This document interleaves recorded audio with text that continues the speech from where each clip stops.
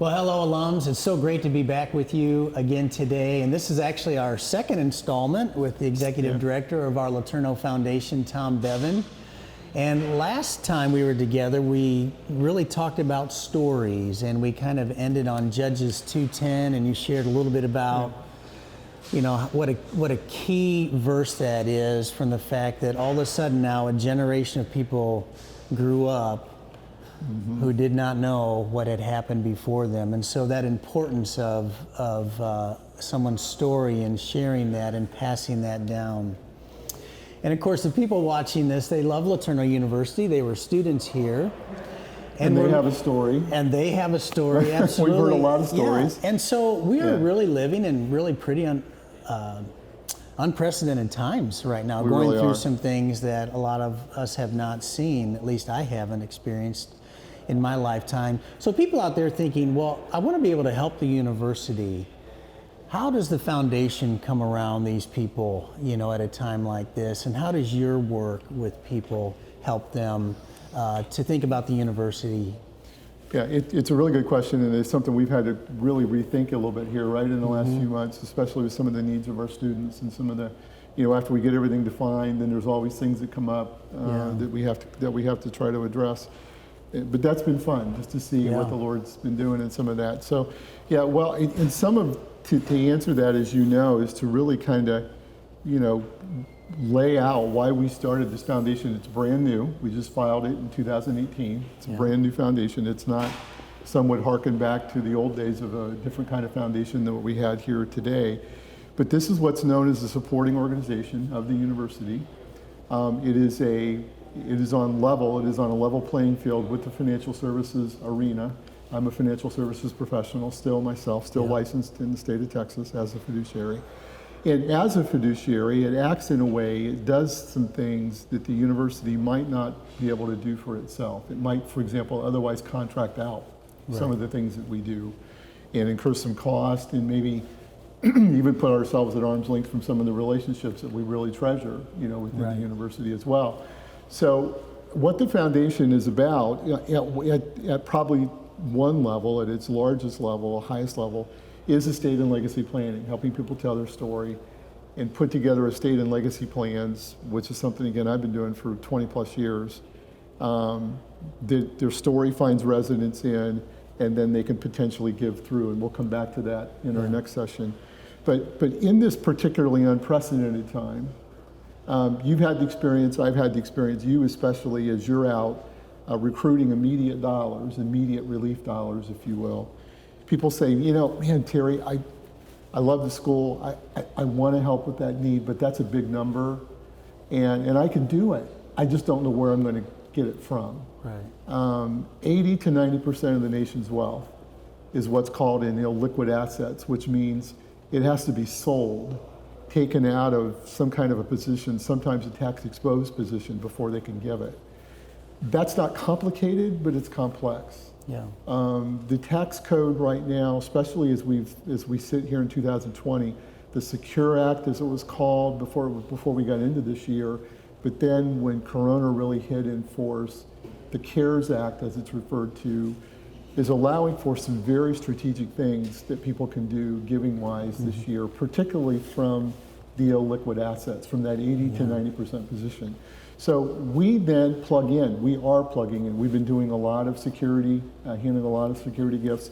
They come into the foundation. We help with the liquidation of those, and then in the cash that we realize from those sales, if you will, that goes to the university. So that's a big part of what we're doing right now. We are obviously dealing with people in their estate and legacy planning and walking through a lot of those issues right now. And some of that's beginning to really happen. People are kind of settling down right now a little bit with all the COVID stuff.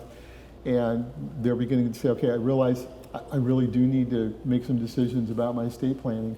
So we have more and more of those discussions now happening, but we also have a lot of things happening on a day-to-day basis that are security gifts, some of which, yes, are going to endowed scholarships. Some of these folks have endowed scholarships. And that's been a neat story that we haven't even talked about in terms of all that the Lord's done with that through the investment of it and everything. But a lot of those, probably half or more in the last few months, have been immediate relief, if you will. Things that we know we need right away, or we go to this Yeah. current rather large annual fund goal that we have before us here in this current fiscal year. So that's a big part of that. Yeah. I just want our alums to know this. I don't think in our history we've ever had somebody serving in this role at the university who understands tax law, who understands gift instruments, who just has the type of background that Tom has. And I think the thing that is most impressive for me is that is just his care for people that he's working with. These are alums, these are friends of the university who want to help in sometimes pretty significant ways, but they are complicated cases. And Tom's expertise and his background has just positioned the university to be able to enter into some discussions today that maybe we never have been able to in the past. You know, there might be somebody out there who's listening to us and they're saying, well, this is so far beyond me. I'm 30 years old, I'm 35 years old. Why is this discussion important to me right now? Why is it important for a 30 to 35-year-old to understand these things right now? Probably the most succinct thing I can say goes back to my emergency medicine days, you know, 20 years in emergency medicine. I've never talked to anybody in an emergency room that says I saw this coming. Yeah. I mean, unfortunately, things happen, the unforeseen, the unavoidable, and those events are not respecters of age. Yeah. Certainly as we age, situations become more intense. But we know of a couple of situations now, right? You and I could cite other examples. Individuals in their 30s, the Lord takes them home. And my youngest son, who I've talked about, now has 4 kids. We have 4 grandkids, which are just a blast, right? Yeah. But, you know, those little guys and gal need to be taken care of. So, okay, if something happens to you, David, what kicks in, you know? Yeah. And so we have a unique privilege in this country, unlike any other developed country in the world, to actually speak from the grave about what we want to see happen to and for whom and when and in what way. Through living trust, we've dealt with a few situations even since I've been here where we have alums with special needs children, autistic children and such as that. So, okay, what if mom and dad are both taken in a car accident? Not impossible to happen, horrible if it does, but how are those kids going to be taken care of? Who's going to take care of them? Who are we going to nominate to be their guardians? And the role of life insurance, as it can be even programmed into that, and living trust in the way that they give specific instructions to say, okay, I don't want just this sum to go to my kids. I want this to go under these terms and conditions. Laura and I, for example, when we first did our living trust, our kids were still under 30. And so one of the things we said in our living trust in its first draft was kids don't get anything until age 30. Yeah. And we want to make sure they get a little further along in life and have, you know, a little bit of developed ability. So again, death is no respecter of persons. There's no other way to say it. Yeah. And disability can be as equally grave in terms of, I first got into financial services 20 years ago. We had a dentist who in his early 40s had got through dental school, was into his practice, doing great, had to have a simple medical procedure that required anesthesia, and something bad happened. He was without oxygen for too long and he became impaired, couldn't do dentistry anymore. And so there's even those kinds of things that incapacity can almost be as bad as death in some respects.